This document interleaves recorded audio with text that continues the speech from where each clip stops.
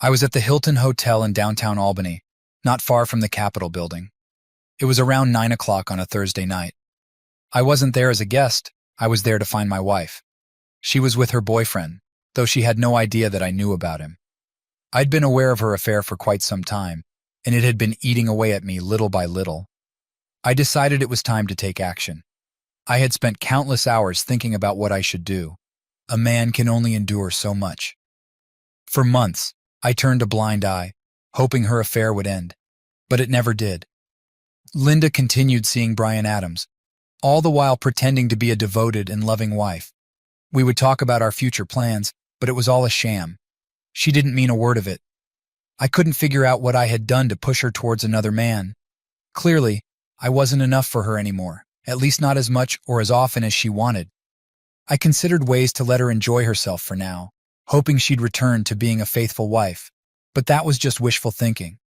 Once she got a taste for other men, it would be hard for her to come back to me. I waited for a few months, but she showed no signs of changing her behavior. I finally decided it was better to end it. Admittedly, it took me some time to come to terms with this decision. I work long hours, often 18-hour days for several days in a row. Maybe this was why my wife turned to another man to fulfill her needs. Was I unknowingly neglecting her?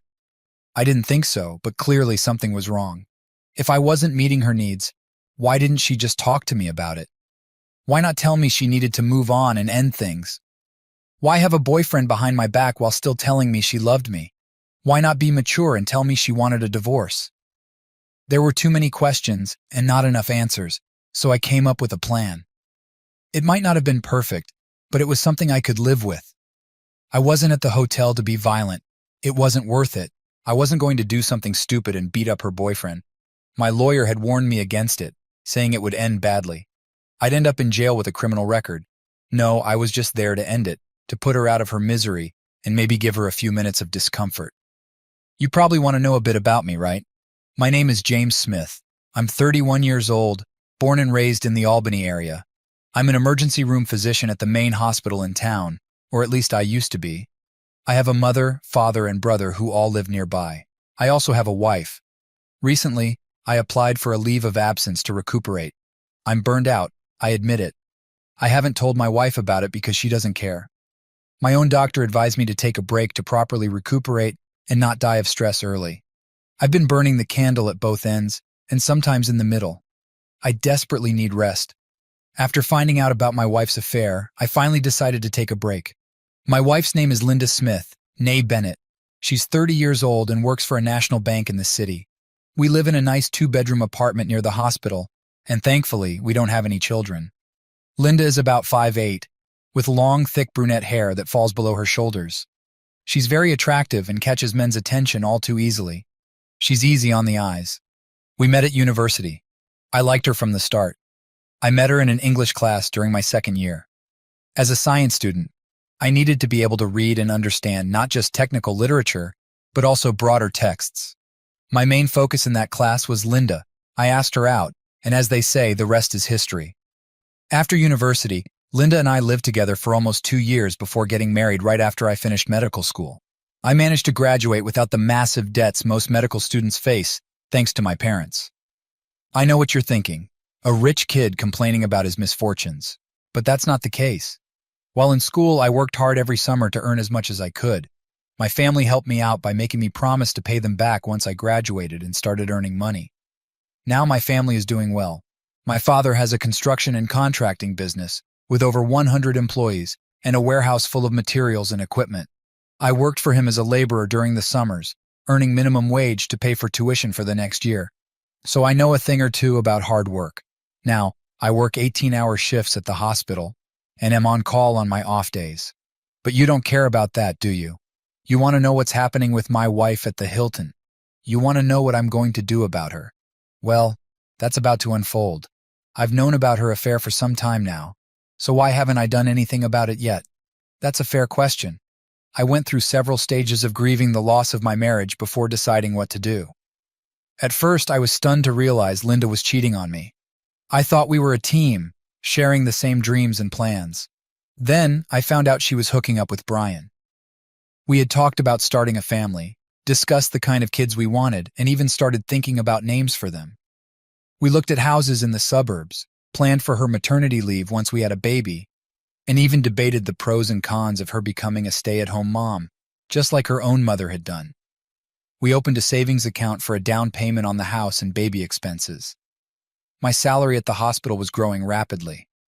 Last year, I made $120,000. I had just paid my taxes and repaid my parents nearly $10,000. Linda was well compensated at the bank, earning around $80,000 a year. Financially, we were in great shape, and my job as an ER doctor promised significant earning potential. In about 5 years, I could be making nearly $600,000 annually. We shared dreams and made plans, constantly telling each other that we loved one another. I genuinely believed I loved my wife, and that she loved me back, or so I thought. Now, not so much. What went wrong? I discovered Linda's affair by sheer accident. A nurse from the emergency room was out on a date with her husband at a downtown restaurant. She had met Linda the previous year at a hospital Christmas party and remembered her face and name. She also recognized the guy Linda was with. More on him later.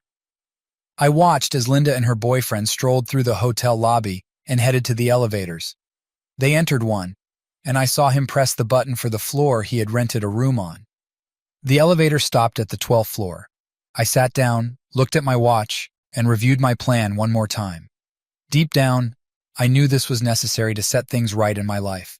I could only tolerate so much disrespect, and today, I was going to address this little injustice. I was going to stir the pot and see what happened. I approached the front desk and asked to call the room occupied by Mr. Brian Adams. Brian owns a local business that specializes in landscaping and property maintenance. He lives quite comfortably with his wife and 2 sons. Apparently, he felt the need to have an affair with the loan officer at the bank his business works with, my wife. Brian and Linda had been enjoying each other's company for almost 2 full years.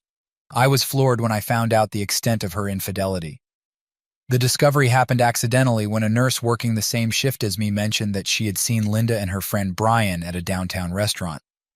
The nurse had been there with her husband and friends the previous weekend, while I was working an 18-hour shift dealing with the usual shootings and stabbings we see when alcohol is in full swing. The nurse knew Brian because his company had done some retaining wall work for her husband in their backyard, so the cat was out of the bag. A few days later, while at home, I casually mentioned to Linda that Karen had spotted her at a restaurant last week with a friend. I didn't mention that I knew it was Brian. I asked about the menu and the quality of the food, suggesting we should go there sometime. Linda's face went pale for a moment, but she quickly recovered and said it was fine, leaving it at that. The following week, I did a few things. I talked to my father about what to do if I suspected my wife was unfaithful. He was shocked that Linda could do such a thing. He really liked her and expected us to have children soon. From our conversation, I derived a basic plan to protect myself. We had a long heart-to-heart talk, and we agreed he wouldn't share this information with my mother. I then went to my supervisor at the hospital and shared the situation. She agreed that I needed a vacation to deal with my personal issues. She knew my wife and was visibly disappointed that Linda might have done something like this, but she also realized these things happen all too often. We agreed I could take a 3-month vacation and then review my work assignment. I even met with the in-house psychiatrist, who also agreed that the stress from my family situation warranted some time off to recuperate. My next step was to contact a private investigator to find out what Linda had been up to. Within a week, they had a clear picture of what she and Mr. Adams were doing, where they were doing it, and for how long. The hotels kept records, and for a reasonable fee, a willing clerk would make those records available. While there are laws about the confidentiality of hotel records, a $100 bill handed to the porter known to the investigator revealed a history of Mr. Adams's business at the hotel for the past 2 years. It seemed he had rented a room there almost every week, regularly like clockwork, and almost always with the same woman. The clerk recognized the woman in the photograph as Linda. Armed with the knowledge that my loving wife was cheating, I decided it was time to act. I knew Linda would meet her boyfriend after work, have dinner, and spend a few hours in a hotel room. She thought I had a long shift at the emergency room that day and night. Brian needed to get home to his family, so he didn't stay up late. That morning, as soon as Linda left for work, I packed up the things I planned to take with me. I went down to the garage and started loading up my bike. I loaded a few things into my trusty used Subaru Outback and asked my dad to pick it up later and leave it at his house. I wasn't taking much, but I had everything I figured I'd need for the next few months on the road. The rest of the day was spent sorting out the little things I wanted to take or get rid of. It was a strange day, like there had been a death in my family. In fact, it was the death of my marriage. My bike is a 2016 Honda Africa Twin, equipped with racks, fog lights, heated grips, a navigation system, crash bars, and a few other items that make it perfect for long-distance travel. All I needed to take with me were a few changes of clothes, a toothbrush, rain gear, and an iPad. I planned to stay off the freeways and see the countryside. I decided that for my trip, I'd stay overnight in budget hotels, motels, and bed and breakfasts, while eating at local spots off the beaten path. I planned to take occasional rest stops in places with plenty to see and do. My father always said that a change is as good as a rest, and if there was ever a time for change, it was now. My route would take me along the New England coast to Maine, then into Canada to New Brunswick and Nova Scotia. From there, I'd ferry to Newfoundland, tour the island, leave via Argentia, and return through New Brunswick to Quebec and Ontario. I'd then head west through the prairies and Rocky Mountains to British Columbia, take the coastal highway south to San Diego, and finally make my way back through the Midwest to Albany. I figured the trip would take me 3 to 4 months, enough time to work through my feelings and get my life back on track. I even considered joining Doctors Without Borders for a year or two, just for a change of scenery. Working in Albany's ER had become tiresome, with the constant stream of gunshot wounds and stabbings. But first, I had to deal with my cheating wife. I walked up to the front desk and asked to speak with Brian Adams. The clerk called his room, and after a few rings, he answered. I took the phone and exhaled. "May I speak to Linda Smith, please?" I asked. Brian hesitated. "There's no one here by that name. You must have the wrong number." "Just tell her there's been a death in her family," I continued, raising my voice. "What?" he stammered. "Tell her that her husband died today. Tell her James Smith is dead." I could hear muffled speech in the background. "Just tell her husband is dead," I repeated, raising my voice again before hanging up. The receptionist stared at me wide-eyed as I handed her the phone. I smiled, thanked her, and walked out of the hotel. My motorcycle was parked out front. I put on my gear and helmet and waited for a few minutes. Linda ran out of the hotel into the street. It was dark enough that she didn't see me or the motorcycle as she hurried to catch a cab. She was probably headed to our apartment, her apartment now. Meanwhile, I was heading for freedom. Linda's POV. "Oh my God, someone called and told Brian that James was dead. What the hell?" I needed to get home right away. I got dressed as fast as I could and ran for the elevator. A few seconds later, I was outside and caught a cab home. When I arrived at the apartment building, I ran inside. The elevator seemed to take forever to reach our floor. As soon as the doors opened, I sprinted down the hallway and struggled to get the key in the lock. I burst inside and called out for James. I searched all the rooms, but he wasn't there. I sat down at the table to catch my breath, my heart pounding. I rummaged through my bag for my cell phone to call his father, but then I saw an envelope on the table with my name printed on the front. I picked it up and opened it.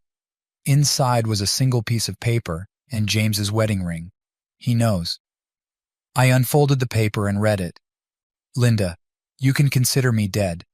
Our marriage has been dead for a long time, and that's why I left. I took what I wanted. The rest is yours. Do what you want with it.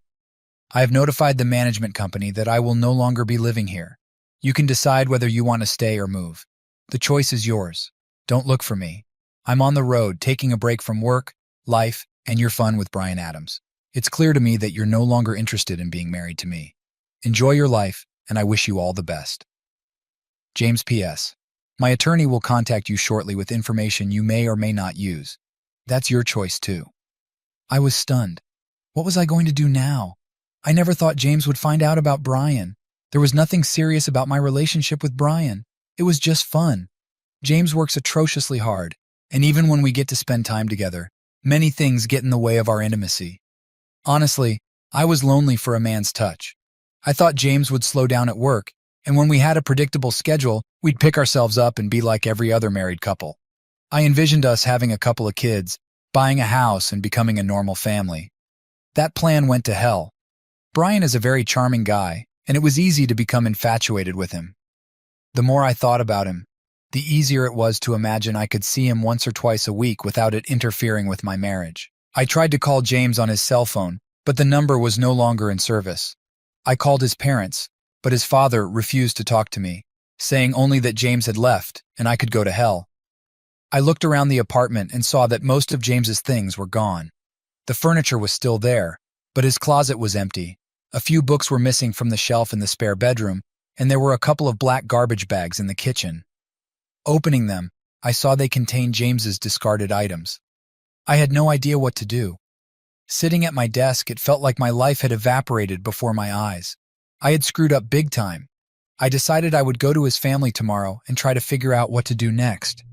I tried calling a few of his friends but got nowhere. They all thought he was busy at the hospital and hadn't seen him in weeks. No one at his brother's house answered, and I didn't have any of their cell phone numbers. Damn. I went to the refrigerator, found half a bottle of wine, and poured it into a glass. I sat at the table, staring at the note and James's wedding ring, feeling like the biggest fool in the world. How could I have been so reckless? Trying to think of a way to fix this, I knew any solution would come with a lot of pain. I had made a huge mess. James's story. That first night, I hadn't traveled far. It was nearly 10 p.m. when I saw Linda dash out of the Hilton and into a cab. She thought I was working my usual shift at the ER, believing she had plenty of time to be with her boyfriend before coming home. I started my bike, the Africa Twin, which roared to life with its programmable 6-speed automatic transmission. This bike, with its 1,000cc engine, was built for long rides, minimizing fatigue. It was a beast, capable of high speeds and carrying all my gear. I always ride carefully, aware of my surroundings and anticipating other vehicles' actions. I've seen too many young riders come into the ER due to reckless riding, resulting in crashes, fatalities, or lifelong injuries. My destination was close, just across the river at the Holiday Inn Express. I was physically and mentally drained, longing for a hot shower, a meal, and a good night's sleep. As I checked into my room, it hit me. This hotel marked the end of my marriage and the start of my new journey. How fitting. Linda's POV. The next morning, I drove to James's parents' house, hoping to find him there. His car was parked out front, so I rang the doorbell. Miriam, his mother, answered, but immediately slammed the door in my face when she saw me. I rang the bell again and waited. Eventually, John, James's father, opened the door. "What do you want?" he demanded coldly. "Please, John, I need to talk to James. I need to explain," I pleaded. "You're too late. He left Albany last night. Even if I knew where he was, I wouldn't tell you," he replied, his voice filled with disdain. "John, I just need him to listen. We can work through this," I begged. "You expect him to just forgive you after you had a long-term affair? Get out of here and don't come back," he said, slamming the door shut. I sat on the step, feeling lost. I rang the bell again, hoping he might change his mind. When he opened the door, I quickly said, "Please, just give him a message. Tell him I'm desperate to talk to him. Ask him to call me."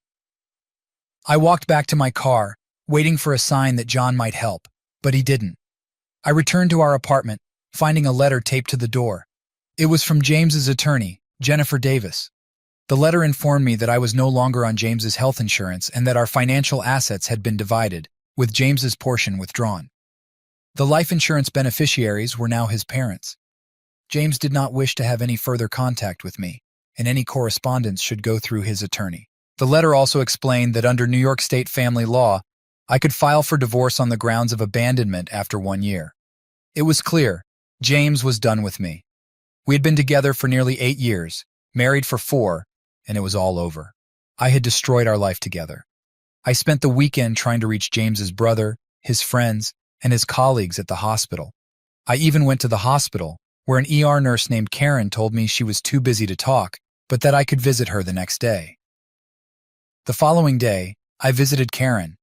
She let me in and offered me a drink. I asked for water to clear my head. Karen told me she had seen me at a restaurant with Brian and had informed James. He was very interested in learning about Brian, and Karen had told him everything she knew, that Brian was married with a family and his company had done some landscaping for her. Karen looked at me with a mix of pity and disbelief. likely thinking I had foolishly ruined my marriage. As I left, Karen mentioned that everyone at the hospital knew James wouldn't be returning to work for a while. She watched as I got in my car and drove away, feeling more lost than ever. A month later, James was in Newfoundland, surrounded by beautiful scenery and kind people, starting to find some peace. I had spent over a week on the island, exploring various roads and enjoying the breathtaking scenery, friendly people, and delicious food. On the Avalon Peninsula, I encountered a moose that wandered onto the road, curious about who I was. I managed to avoid it and watched as it slowly retreated back into the woods. I had been warned about the high moose population along the highways, so I made sure to only drive during the day. While in a charming place called Petty Harbor, enjoying some ice cream after visiting Cape Spear, the easternmost point of North America, I got a flat tire on my bike. 4 different people offered to help, which was a refreshing change from Albany. I called the Canadian Automobile Association, CEA, and they sent a truck to take my bike to a repair shop in St. John's, a fairly large city with plenty of places to stay and great restaurants. I checked into a small, comfortable hotel in the city center and took a walk while my bike was being repaired and tuned up. It was the perfect spot to take a break from riding, do some laundry, and recharge. The hotel had a cozy bar and restaurant, adding to its appeal. At the repair shop, I met a woman named Sarah Pfizer, who was also traveling across the country on a motorcycle.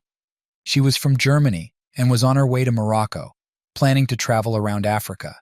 Sarah, originally from Berlin, worked for a travel company. Despite her riding gear not being the most flattering, I could tell she was stunning. She was around my age, about 30, 35, and the same height as me, 5'11". She reminded me of that British actress from the Mission Impossible movies, but with a sexy German accent. As we talked about our motorcycle travels and the experiences we'd had, I found out she was leaving in 3 days. I mustered the courage to ask her out to dinner, and she said yes. We were staying in hotels close to each other and agreed to meet at a restaurant called the Salty Cod, fitting for Newfoundland. We enjoyed our meal, drinks, and conversation, and the next morning, I woke up with Sarah beside me, her dark hair spread across the pillows. It was the best night I'd had in a long time, and for the first time in ages, I felt genuinely good. We spent the entire next day together, talking about our travels and plans. Sarah's smile, voice, and eyes captivated me, and I felt an intense attraction to her. Sharing our stories, we realized we both had adventurous spirits. Sarah had already traveled almost 40,000 kilometers and planned to drive another 20,000 before returning to Germany. She intended to tour the coast of Africa, which sounded far more interesting than my planned North American route. I considered changing my plans and even called my father to discuss the idea. My parents supported me, telling me to do what felt right for my life. My father used to say that fathers are where their children's dreams go to die, a phrase that seemed humorous but realistic once I grew up. My older brother, John, works with my dad at his construction company and has a wife and 3 kids. His wife, Megan, quit her job to raise their children, and my parents adore her. Their kids are spoiled by their grandparents, but that's a story for another time. Returning to my decision, I asked Sarah if she wanted some company on her African journey. I wasn't sure if she had a significant other waiting for her, but I decided to take a chance. He who dares wins, I thought. Are you saying you want to come to Africa? She asked with a smile. Yes, I replied. You've opened my eyes. I think Africa might be a more interesting place to visit. It's a bit out of my comfort zone, but I need to challenge myself and see what happens. But your motorcycle is here, and it needs to get to Africa, she pointed out. I quickly called the shop and inquired if there was space in the shipping container for another bike. The owner confirmed there was room and asked me to sign some paperwork. With enough money, the logistics of shipping a motorcycle were straightforward. 2 days later, Sarah and I boarded a flight from St. John's to Toronto, then to Paris, followed by a short wait in Lisbon before heading to Casablanca. Sarah, being cautious, made a few calls to a friend from her office to find out more about me before fully agreeing to travel together. Sarah's story. In Newfoundland, James was captivated by the province's stunning landscapes and warm-hearted people. I work back home in Berlin, and my friend's husband is with the German police. She asked if he could dig up some information about James Smith from Albany, New York. It turns out, Everything James had told me about himself was true. My friend got back to me quickly, confirming that James was indeed legitimate. He works as a physician in the emergency room at Albany General Hospital and is currently on a sabbatical for 3 months, possibly extending to 6. He comes from a prominent Albany family and is recently divorced from his wife of almost 4 years due to her affair with a married man. He graduated at the top of his class in medical school and has no children. It's incredible what the police can uncover with little effort. I even got a picture to confirm it was him. Knowing this, I felt reassured about traveling with James. Having a doctor on board was comforting in case of any accidents, but I also knew he must be deeply hurt by his wife's infidelity to take such an extended leave and travel alone. I once had a long-term partner, and I can attest that being cheated on is unbearable. I ended my relationship by throwing all his belongings off our apartment balcony. Message received. Traveling alone is different. You have the freedom to go anywhere at any time, but it can be lonely. I've been on this journey for a few months now, covering over 30,000 kilometers. I'm planning to write a book about motorcycle travel from a woman's perspective. I've been documenting everything with photos, videos, and a detailed diary. It'll take a few months to edit and turn into something worth selling. My friend back home suggested putting some of my videos online, maybe on YouTube or another social network. James has a lot to learn about long-distance motorcycle travel. First, he needs the right gear. I called a motorcycle store in Casablanca, and they have almost everything he needs. They also know other stores and outfitters in the area. Traveling with Dr. James will be interesting. I hope I can be a good tour guide. Linda's POV. James's parents made it clear they want nothing to do with me. They refuse to talk and won't tell me where he is. I don't know what to do about my marriage. It's becoming obvious that James and I are over. Should I be the one to file for divorce or wait and see if he changes his mind? What if he wants to repair our marriage? Can he ever trust me again? I felt very lonely after Brian ended things. His wife suspected something and might have hired an investigator. He was afraid she would find out and use the affair against him in the divorce. So it was over. Brian also feared James might have told his wife about us. My social life is nearly non-existent. I need to get out of the house and socialize. People at work often meet on Fridays after work, so I'll start joining them. The apartment walls are closing in on me. I need a change of scenery. James's POV. Casablanca is amazing. It's Morocco's main port, located on the North African coast of the Atlantic Ocean, with a mix of old and new. The city is home to about 4 million people. I booked us a cheap hotel while we waited for the ship with our bikes. Sarah drove me around to buy the necessary gear, and we played tourists, exploring the city, eating and learning about the culture. The ship was delayed by 2 days due to bad weather, so we stayed in Casablanca for 8 nights. Some nights were the best of my life, others not so much. Linda's POV. Almost 2 months have passed with no word from James. It's clear he wants to cut ties with me. What did I do wrong? He was never there for me. The hospital was his only priority. I needed him too. I love him, but with our conflicting schedules, we had little time together. I have needs too.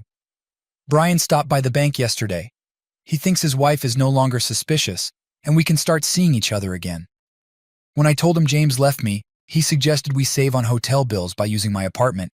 I need a man soon, or I'll go crazy. I was hoping it would be James, but without him, I may have to settle for Brian. James's POV. Morocco is stunning, and so is Sarah. The more I learn about her, the more I like her. She's not only beautiful but also smart, resourceful, and an excellent motorcycle rider with tons of common sense. She taught me a lot about real adventure riding. She mentioned she had a longtime boyfriend, referred to at home as a common-law husband, and no children. Her boyfriend left her for another woman, so she threw his belongings off the balcony and moved on with her life in Casablanca. I bought a bunch of new equipment here. I had to adapt to survive in these new conditions. Now, I have a stash of gasoline and oil for my motorcycle, plenty of water, and tools for repairs, like fixing flat tires or broken chains. My bike has metal covers protecting the underside of the engine and extra LED headlights.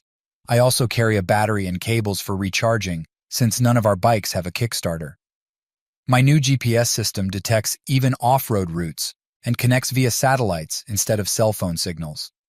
I have top-notch riding gear, a sleeping bag, and an inflatable pillow for camping nights away from towns and villages. I also brought along a small gas stove for heating water and food. And yes, I can even make coffee, which is a big deal for me.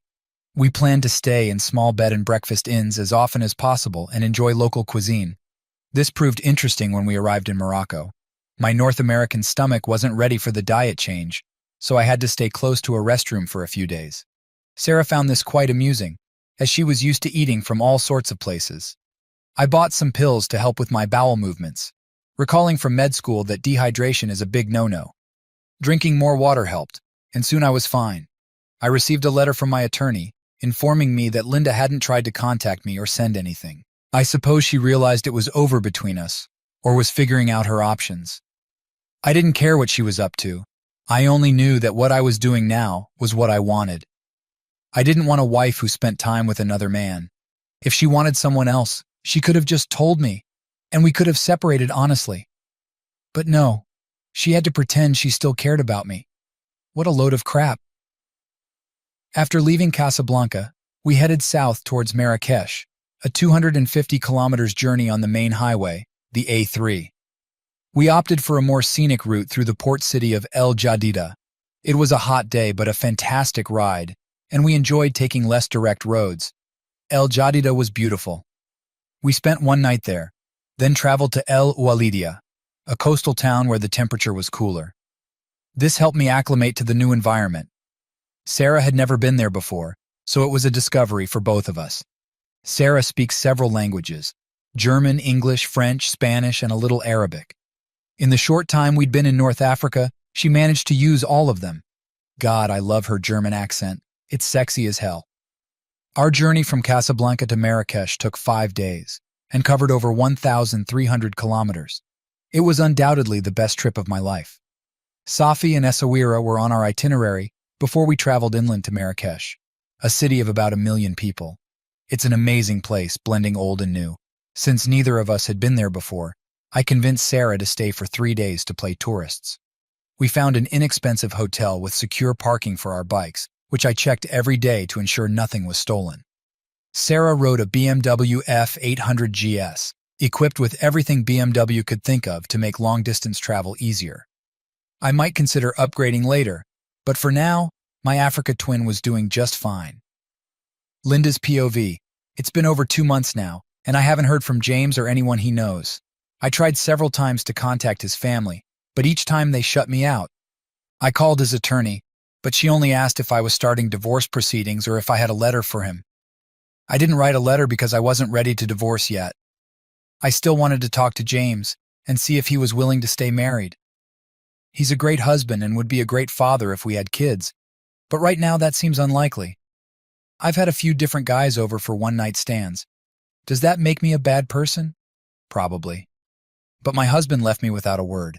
No call, no text, no email to let me know what he's doing or when he'll be back. It would be nice to hear from him. James's POV. Africa is so different from anything I grew up with. The culture, language, terrain, food, and weather are all new, yet remarkably similar to home. The people here want the same basic things: to care for their families, have food on the table, and a roof over their heads. Parents everywhere want a better life for their children, peace, and security. Not every country in Africa has a stable government focused on the people's welfare, but Morocco is better off than many. Traveling with Sarah has been incredibly educational. She's a real woman with an extraordinary sense of adventure, clearly unhappy unless she's challenged. Meanwhile, I'm being challenged to overcome my own fears of new things, places, and environments. I grew up in safe, stable New York with a loving family. Not everyone has that luxury. Since going on sabbatical, I've realized that people all over the world depend on their families and friends and take pride in their homes, no matter how humble. Traveling is a learning experience, and Africa is opening my eyes in ways I never imagined. Experiencing it all with Sarah, a remarkable woman, makes it even better. She's a wonderful companion and lover, passionate, caring, wild, and living on the edge. She's not reckless, though. She's got a lot of common sense and isn't afraid to use it. I'm overcome with lust, for Sarah, for travel, and for a new way of life. I don't think I can return to my old life in Albany. Sarah's POV. Traveling through Africa with Dr. James has been such a joy. He's constantly amazed by how different life is here compared to the US. Despite his hard work through university, medical school, and building a family, he faced a crushing disappointment with his wife, the one person he thought would stand by him forever. She was supposed to support him in his profession and their shared choices, but she lost her way. I don't know her, and I'm not here to steal her husband, but it seems she did a fine job of abandoning him all on her own. Even though we've only been together for a few weeks, it's clear that if things continue as they are, saying goodbye when he returns to work at the hospital will be tough.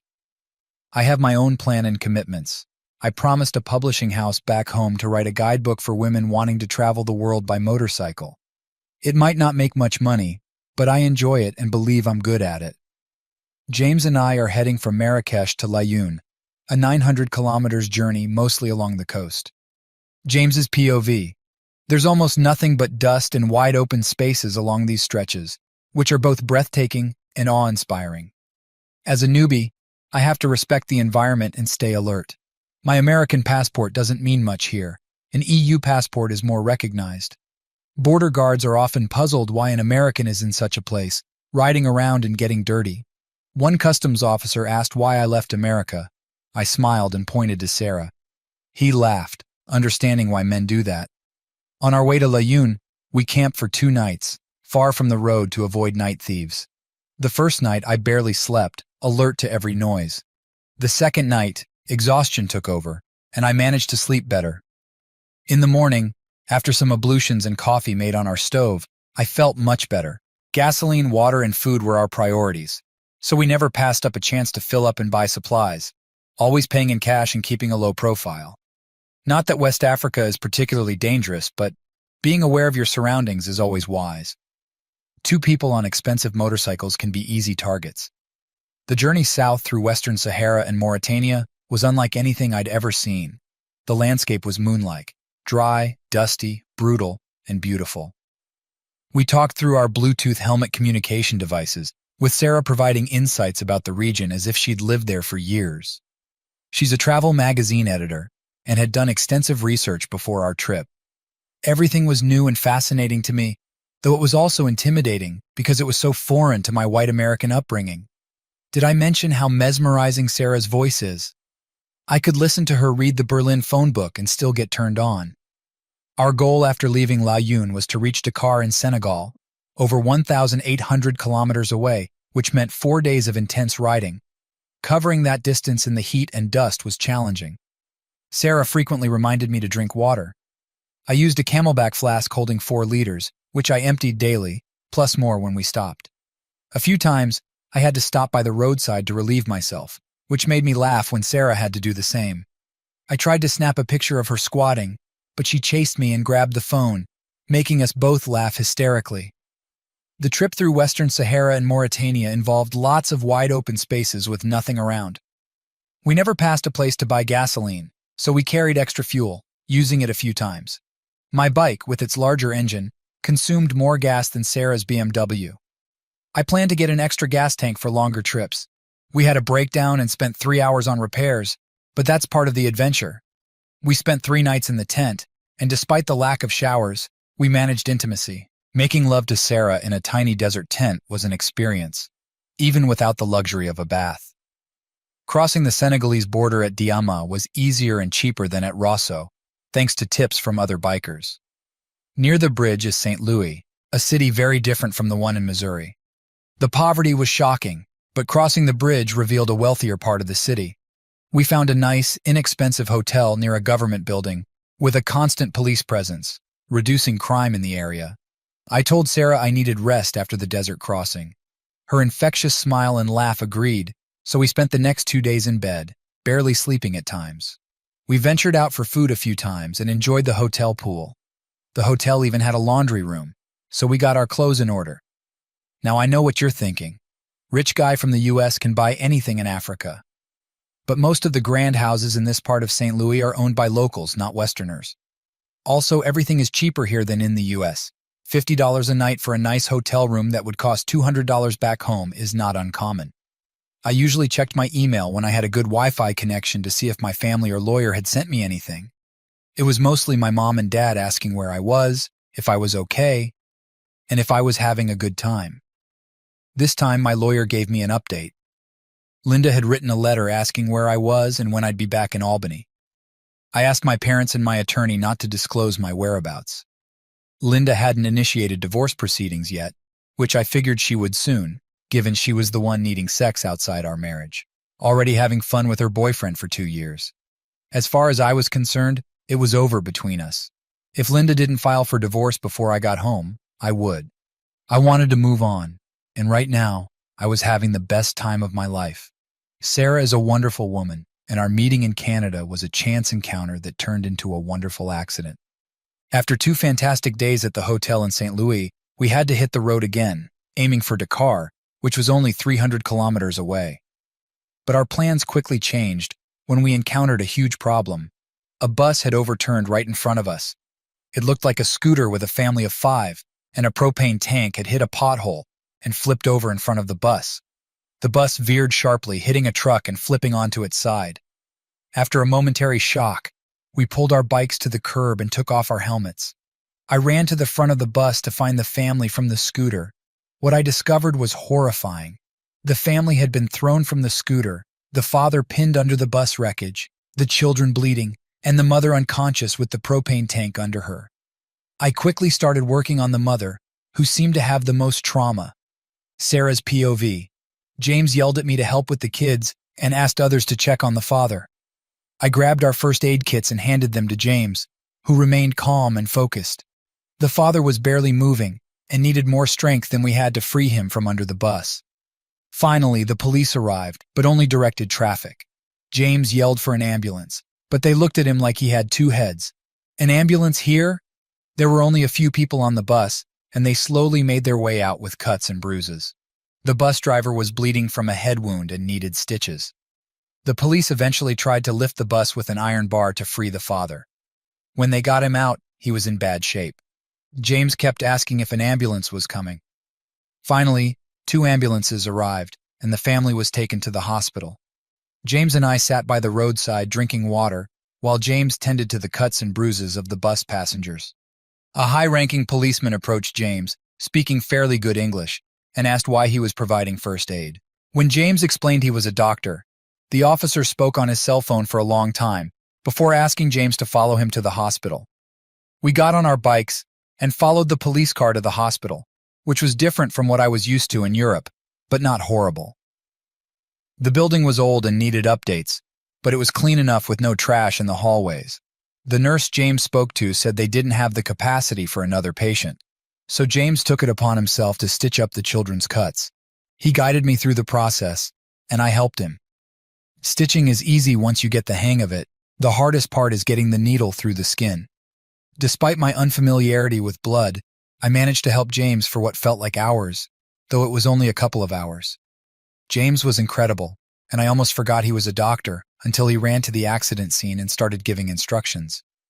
While most people run from danger, James runs towards it.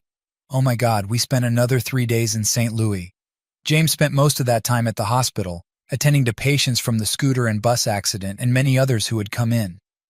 I learned from a nurse that rumors of a doctor seeing patients spread quickly. So many who usually didn't see a doctor got the chance. James worked for over 30 hours without a break. I went back to the hotel to rest and clean up, while James needed another night to rest before hitting the road again. James's POV. Leaving town, we felt a bit sad knowing that the people there wouldn't have a regular doctor to rely on.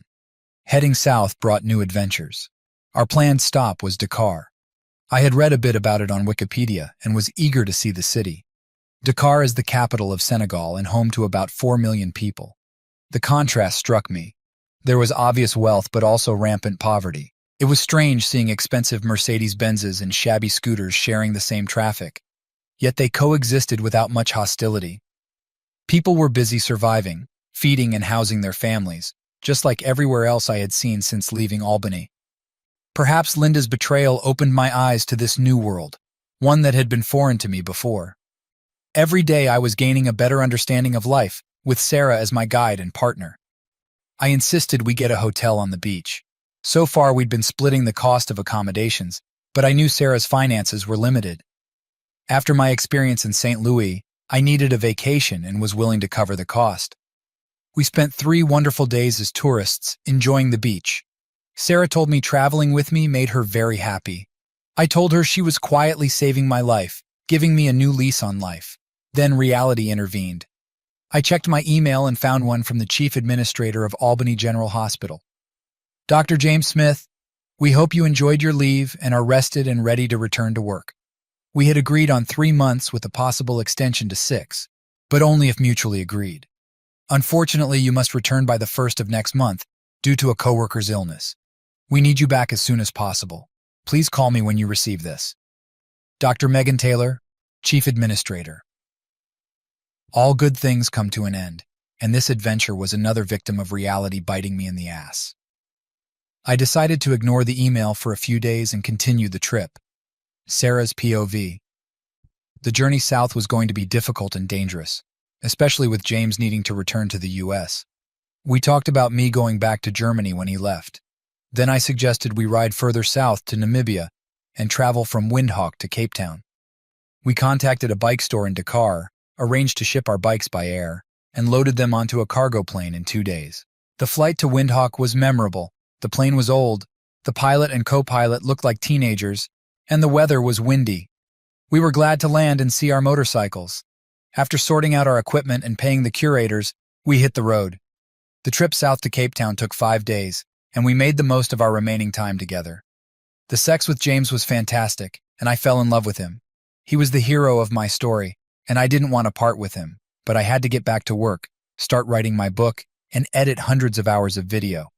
The publisher was anxious for progress, and the money they'd given me was running out. James arranged for us to fly to Frankfurt, where we parted ways. He would fly to JFK in New York, and I would take the train to Berlin. On our last night, we turned in our bikes. Mine went into storage, and James's was shipped back to the US.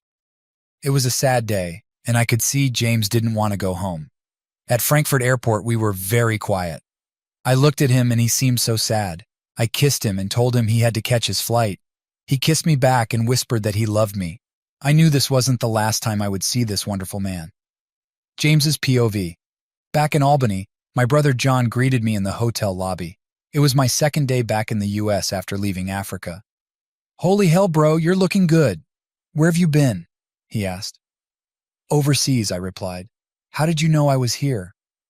I have a client meeting here. Mom and Dad said you were taking a break from work and your wife, but they never told me where you went.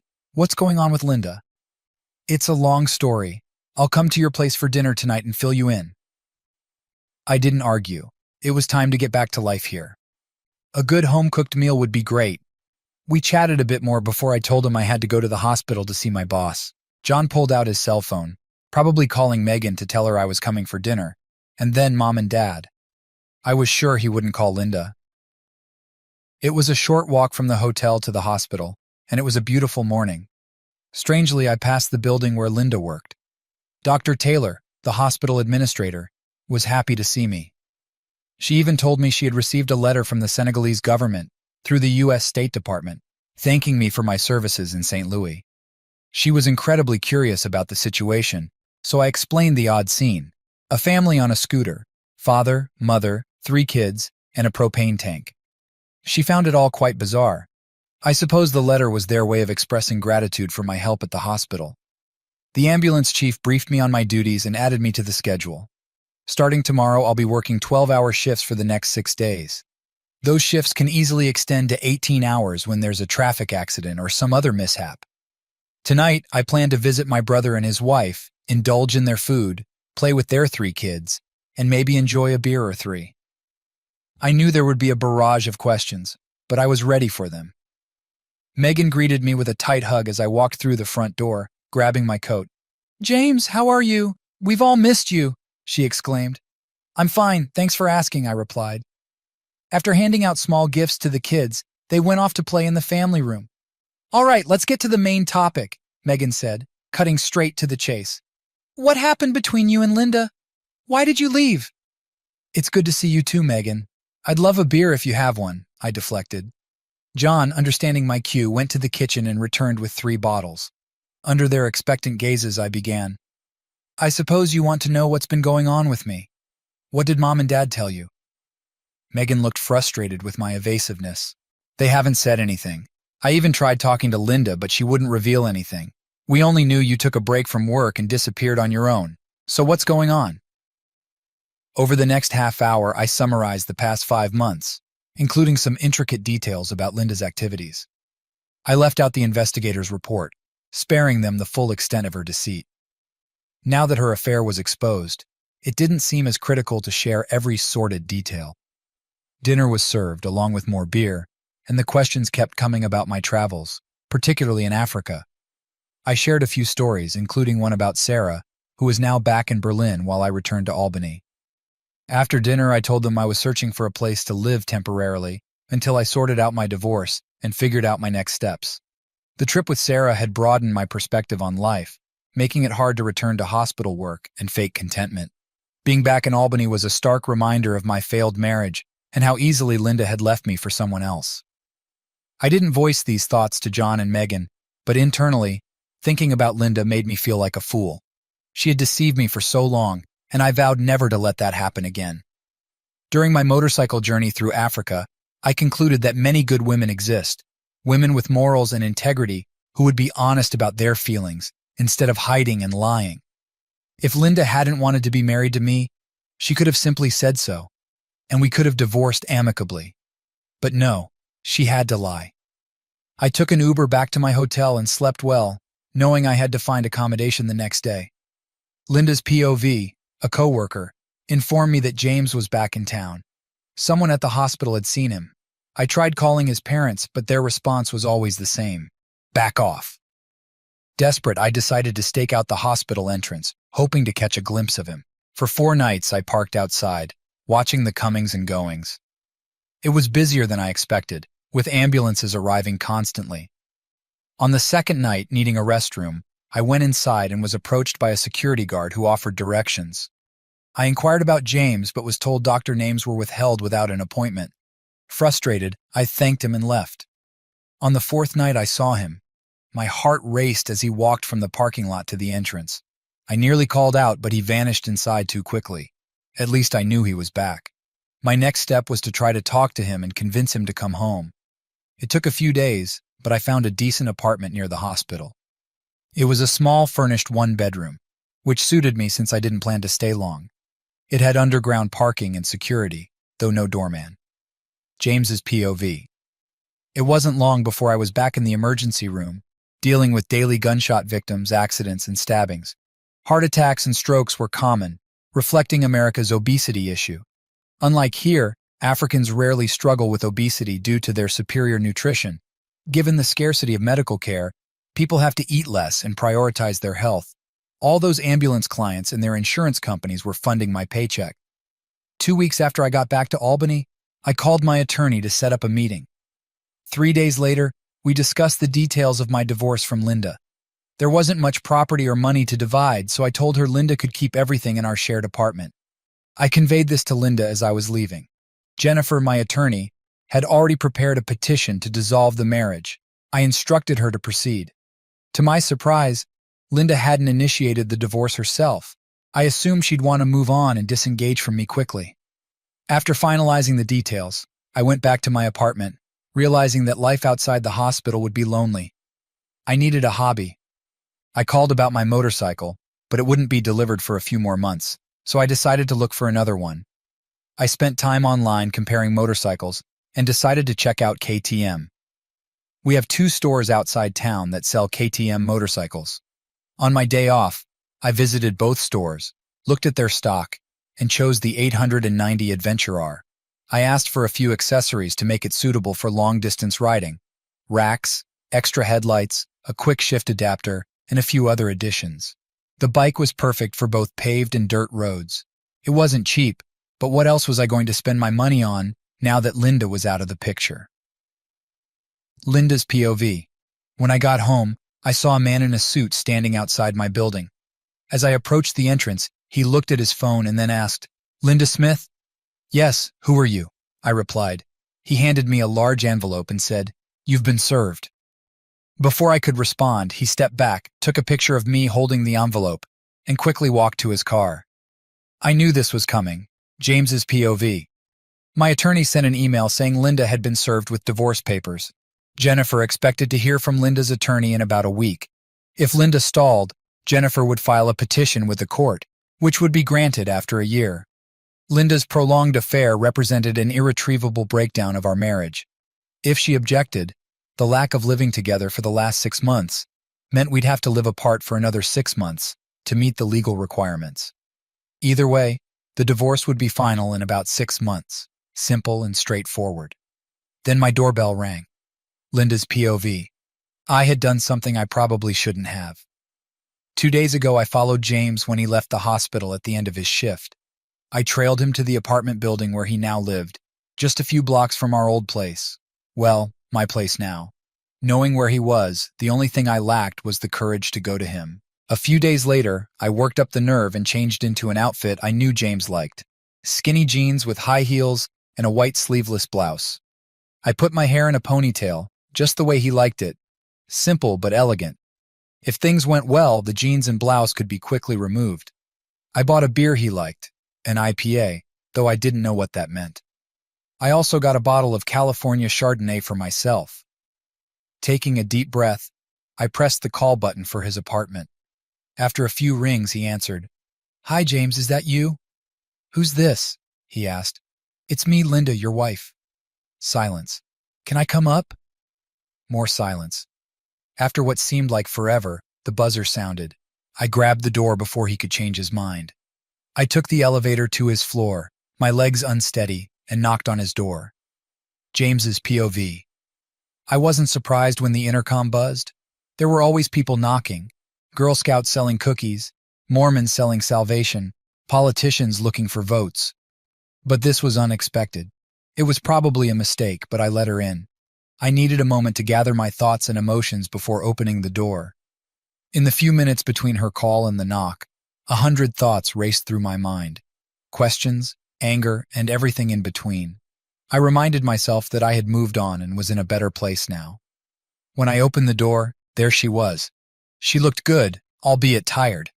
The woman who was still technically my wife was just standing there. I opened the door wider and invited her in. "Hi, Linda, what brings you here tonight?" "Hi, James, I wanted to talk. You've been hard to reach and even harder to find." I walked down the hallway to the kitchen. I saw she had a bottle of wine in her bag. I brought her a glass and set it on the counter. She handed me the bottle. I noticed it had a screw cap, so I opened it and poured her a glass. She pulled out a can of IPA and handed it to me. I declined, saying, "No thanks, I'm on hospital duty tonight." I grabbed a glass with ice and poured some Diet Coke. I pointed to the table. We needed to talk, and the table felt more appropriate than pretending to be friendly in the living room. Now was as good a time as any to finalize this marriage and get the papers signed. Our lawyers could handle the rest. Linda got straight to the point. No small talk, just the issues at hand. Linda's POV. He looked more serious than I'd ever seen him, which twisted my stomach into knots. "You terrified me when you called the hotel and had Brian tell me you were dead," I said, my voice trembling. "He didn't know who was calling and didn't recognize your voice. When I got home and found your note and wedding ring, I was in shock." I pulled his gold wedding ring out of my bag and placed it on the table. He stared at it like it was a venomous snake, refusing to touch it. "I tried talking to your family, but they wouldn't even give me the time of day. Your father kept telling me to go to hell, and I suppose I deserved it. Since you left, my life has been a nightmare." James quickly responded, "What did you expect me to do? I found out you were messing around with Brian Adams for a while, and you thought I'd do nothing. Do you think I'm that much of a fool? Actually, I know you do." "It's not like that," I protested. "Then what was it like?" "I was lonely. You were always at the hospital, never home. And when you were home, you were too exhausted to spend time with me," I explained. "So that justified you cheating on me? Ignoring our marriage was acceptable? Why couldn't you just tell me you wanted out? Why lie to me for so long?" James's voice was filled with hurt and anger. He stared at the table, unable to look at me. I couldn't blame him. He took a drink, then asked, "Did you sign the divorce papers?" "No, I don't want a divorce. I want us to be a family again. I'm still your wife, and I want to be your wife and the mother of your children." James laughed bitterly. "You've got to be kidding. Are you completely delusional?" "No, I still love you. I'm still your wife, and I'm not going to do anything to jeopardize that. I want us to live together again. I want us to be lovers again. I want to be the mother of your children." He looked at me with wide eyes. "Jesus, you're delusional. I'm not going to be your husband a day longer than necessary. My lawyer is ready to go to court and file for divorce without you. In New York, it's enough if we've lived apart for a year or 6 months if it's proven our marriage is irretrievably broken. You've done a fine job of making it irretrievably broken. I'm finishing what you started by cheating on me for almost 2 years. It's over. We are done. What does it take for you to understand that? James, we can make this work. I know we can." "No, we can't. You've destroyed any chance of that by sleeping with other men. This relationship is beyond repair. It's time to move on, Linda. It's over. You can go back to your life." James stood up, signaling that our conversation was over. I finished the wine in my glass, set it down, and moved toward him to kiss him. Maybe if he let me touch him, we'd have a chance. If he remembered what it felt like to be close to me, he might want me again. I walked right up to him, took his hand, and pulled him to me. I kissed him on the lips, staying close until he pulled away. It was only a second, but it was enough to realize this was truly the end. The last thing he said to me was, "Don't forget to take this," pointing to his wedding ring on the table. I took it, put it in my bag, and left his apartment. That's when it hit me. We were done. James was over. We would never have a life together.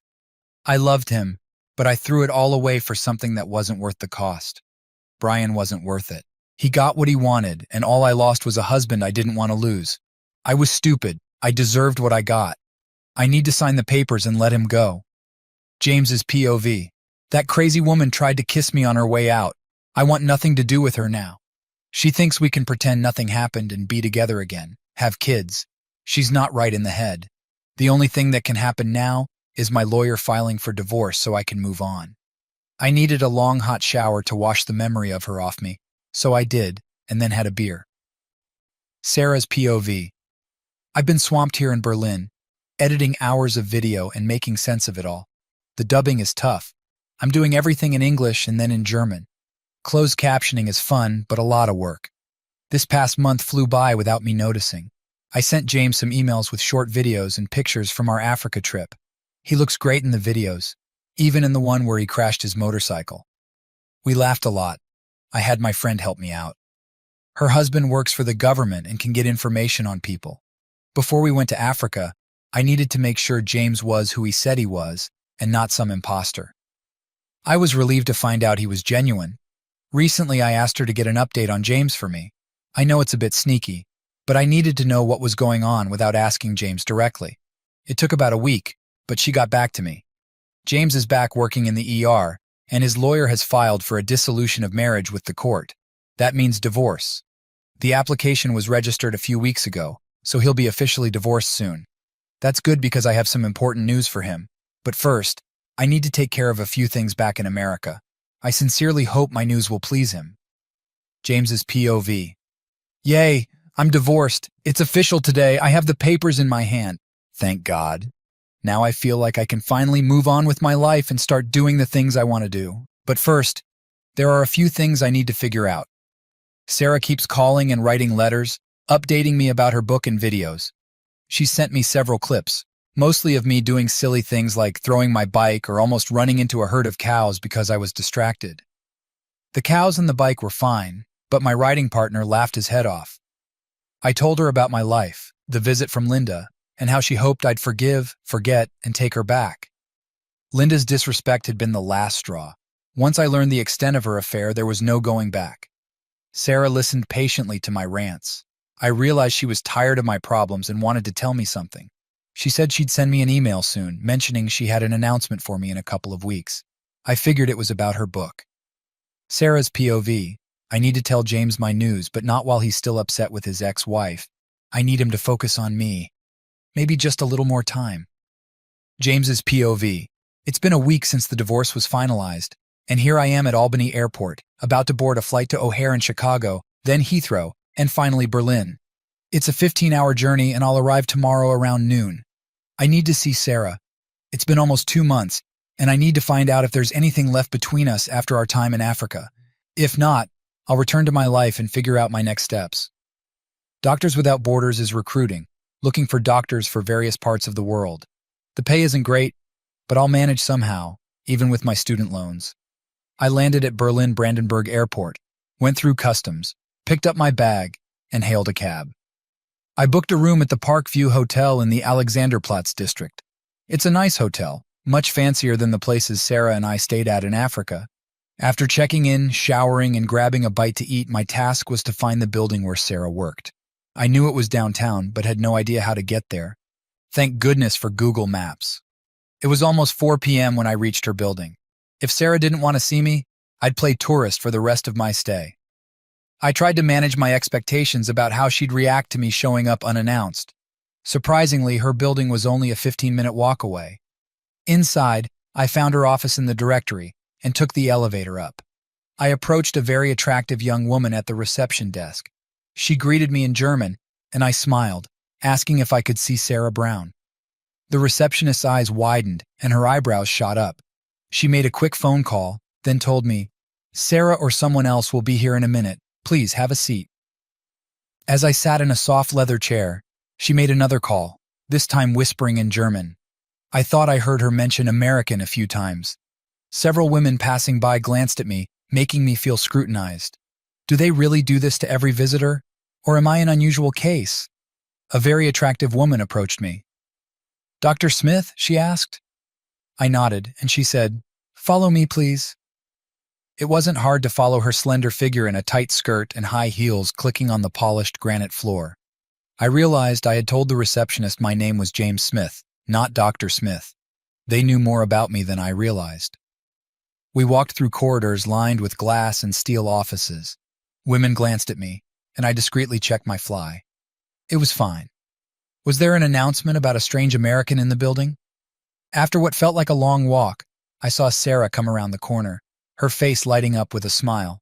She ran the last few steps, hugged me tightly, and kissed me on the lips.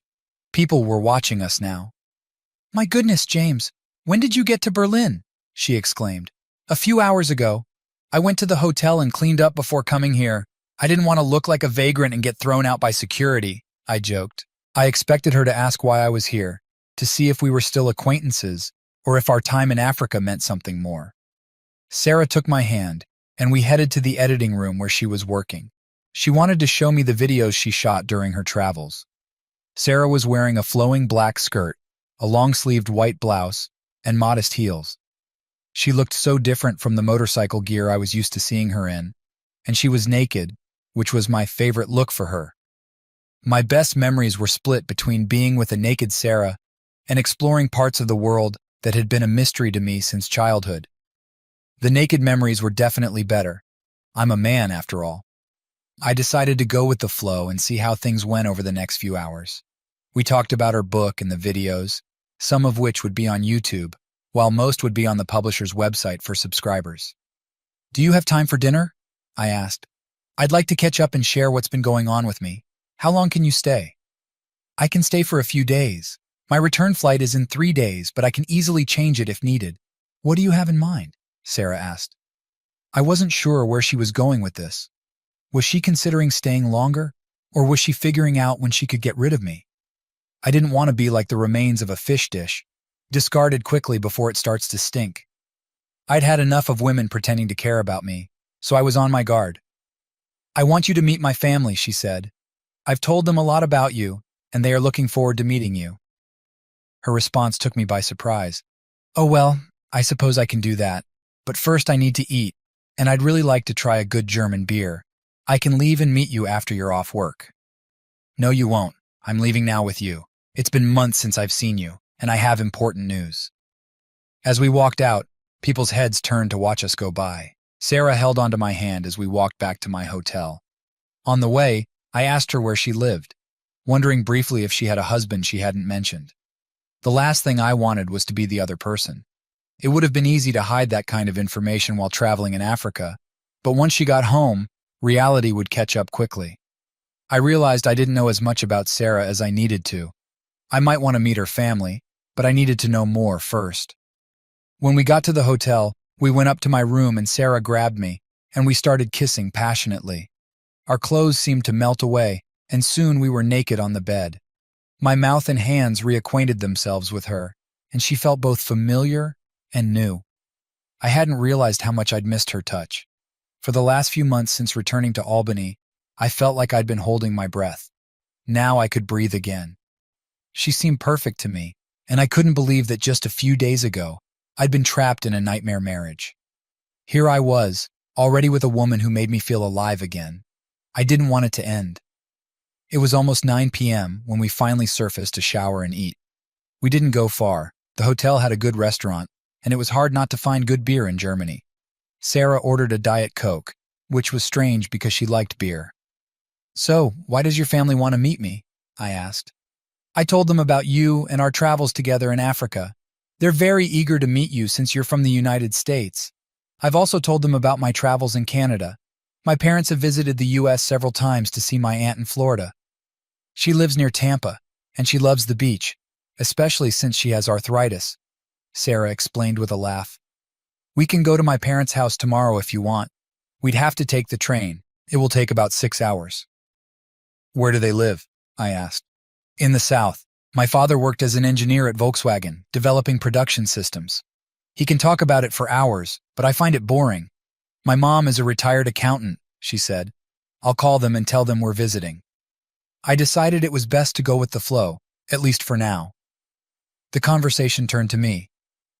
"So you're now officially a free man," she said. I smiled broadly. "Yes, and I have the paperwork to prove it."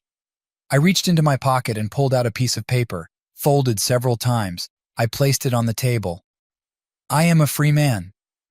Sarah looked at it. "I've never seen one of these before. Congratulations. How does it feel?" "It feels good. It was inevitable once I found out she'd been having an affair for almost 2 years. She didn't want to be with me. If she did, she wouldn't have done what she did for so long." I shrugged and sipped my beer. "So what do you want to do now?" she asked, clearly interested. There was a definite motive behind her questions, I thought. She was dragging me several hundred miles to introduce me to her family. I felt like I was being evaluated. For months we had shared an intimacy common among deeply committed couples. Perhaps it was a German trait to quickly become sexually involved after getting to know each other. But no, it was something else entirely. "I'm not sure how much longer I want to stay in Albany," I admitted. "The hospital wants me back and will pay me well, but there's too much history there. I need to find another part of the world to explore. You've given me the travel bug, you know. It's mostly your fault." I grinned. Sarah smiled back. We spent the night in my hotel room, and the next morning we went to Sarah's apartment so she could pack. She made a few phone calls, and then we took a cab to the train station. I liked the trains in Europe. They ran on time, were easy to access, and had less paranoid security than airports. We found our seats and settled in. When we arrived, we were met by a couple in their 60s. Sarah looked a lot like her mother, same eyes and hair, but she had her father's smile. We headed to find her father's car, a Passat station wagon. Their house was old but in excellent condition, with a thoroughly renovated interior featuring modern appliances and conveniences. I complimented her father, Michael, telling him my father was a builder and would have approved of the work he had done. Michael seemed to grow taller at the compliment. I was offered a beer, and Sarah went to get drinks for everyone. As we sat down, her parents' look screamed, "Tell us all about yourself." They started with, "So, you're American. Where in America?" "Albany, New York, north of New York City, about 2.5 hours away," I replied, trying to be as charming as possible. They say first impressions last, so I used all the manners my parents had taught me. Thank goodness Sarah came back with the drinks, a beer for Michael and me, red wine for her mother, and a glass of ice water for herself. As we settled in the living room, the silence grew a bit uncomfortable, and I could feel her parents' eyes boring holes into my head. I realized that if I wanted to make it through the next hour, I'd need to start a conversation. The best way to break the ice is to get people talking about themselves, so that's what I did. Although I knew they were curious about me, I turned the conversation towards them, using the little information Sarah had given me. It didn't take Michael long to get going. He launched into a detailed discussion about the high quality of engineering in Volkswagens and other impressive cars they manufacture. Sarah's mother, Elizabeth, was more reserved. She had spent many years working for a large accounting firm, mostly in auditing. She retired when Michael did, and they planned to travel, especially to warmer places. They dreamed of buying a vacation home in Spain or Greece, somewhere on the coast to escape the harsh German winters. They had friends who did the same, so they hoped to find a spot nearby. Listening to them, I couldn't help but notice the similarities to my own family. My parents had bought a large van with a big diesel engine to travel around the country, aiming to spoil their grandchildren. They expected me to add to the family, along with my brother's children, but that didn't happen. As a big dinner was being prepared in the kitchen, Michael continued his enthusiastic monologue about German engineering and beer, while Sarah kept a close eye on me. Michael proudly mentioned that he was the reason Sarah got into motorcycling. He had owned motorcycles most of his life, and still had a BMW 1200 in his garage, along with a smaller bike for local trips. The big BMW was for long-distance travel, and Elizabeth often accompanied him on his journeys. Though they didn't travel as much as they used to, they still enjoyed it. Tomorrow he planned to show me his motorcycles, but tonight we were having dinner. It felt like I was under intense scrutiny, like a job interview, with questions about my life goals and future plans. I was prepared to be assigned a separate bedroom from Sarah, so I was a bit surprised when Elizabeth had set out fresh towels for both of us in the same room. When we got into bed, I decided to keep things respectful and left my underwear on. Sarah noticed and asked, "Why are you doing that?" Pointing at my boxers. I explained, "Because we're at your parents' house, and it doesn't feel right to get naked here." She laughed and said, "They've slept naked all their lives. Take them off. I haven't seen you in months, and I want you close." As I whispered in her ear, I asked, "How long?" Sarah didn't move. "How long?" I repeated. "How long what?" she asked. "How many weeks? You remember I'm a doctor, right? I know what a pregnant woman looks like." "I'm pretty sure you're pregnant. There's a small bump forming, so I'm guessing around 3, maybe 3.5 months. Sarah looked shocked. I did the math and it hit me. I was going to be a father. Sarah smiled, got up, and retrieved a plastic test from her bag, showing me 2 blue stripes. My world changed in that instant. She told me she saw a doctor in Berlin about a month ago and had an ultrasound appointment in a week. I had come to terms with the idea that Sarah and I might just be friends, not lovers, due to time and distance. But a part of me still hoped for a connection, and this news rekindled that hope. I got up and went to my bag, fumbling for something I had brought just in case.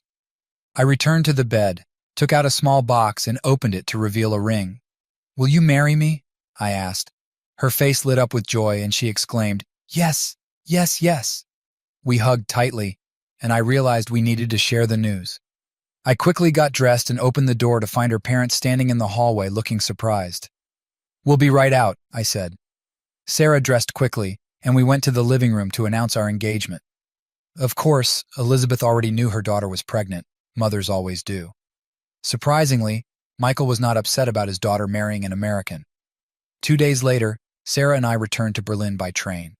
We had a lot to do, and I wanted to be with her for the ultrasound appointment. Sarah's POV. James spent some time on the phone with his hospital, and of course his family, to share our exciting news.